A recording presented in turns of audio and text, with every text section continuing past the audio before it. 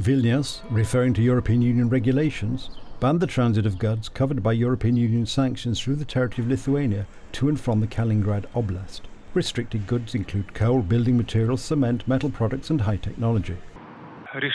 This is an unprecedented case.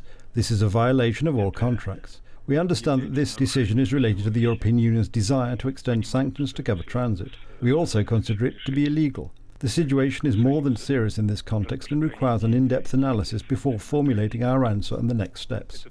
This analysis will be carried out in the next few days. After the ban on the transport by rail through Lithuania to Kaliningrad of some goods from the rest of Russia, the inhabitants of this Russian enclave by the Baltic Sea began to buy building materials and gas en masse. The news about the transit ban shocked and pleased me at the same time because I had already bought building materials a long time ago. Construction work and road development will cease. It will only get worse. I think a lot of people will lose their jobs because there is no other choice. When the borders were open, when we could go to Poland, when everything was cheap, there was a completely different life. Now we feel the difference. The governor of Kaliningrad estimated that the ban may apply to up to half of all goods imported into the region. The rail service for passengers from Russia to Kaliningrad via the territory of Lithuania is unchanged. We still hope that the common sense of our neighbours will overcome the madness because, like the other sanctions, this measure hurts not only us but also the Lithuanian economy. Let us not forget that our neighbours earn well from the transit to Kaliningrad. The Lithuanian authorities, in initiating the blockade of the Kaliningrad Oblast, overturned the chair on which Vilnius sat as a member of the European Union, said Senator Andrei Klimov, head of the Federation Council for the Protection of State Sovereignty. If the European Union does not immediately correct the impudent antics of Vilnius, it will itself denounce for us the legality of all documents relating to Lithuania's membership in the European Union and will untie its hands to solve the problem of the Kaliningrad transit created by Lithuania by all means. This can be seen as direct aggression against Russia, literally forcing us to urgently apply proper self-defense.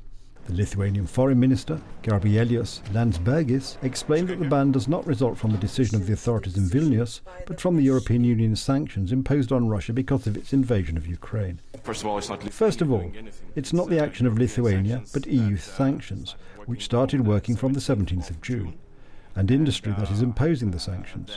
This is not the first time that the Russian authorities have provided false information. Kaliningrad, a Russian enclave between Poland and Lithuania, members of the European Union and NATO, is the headquarters of the Russian Baltic fleet.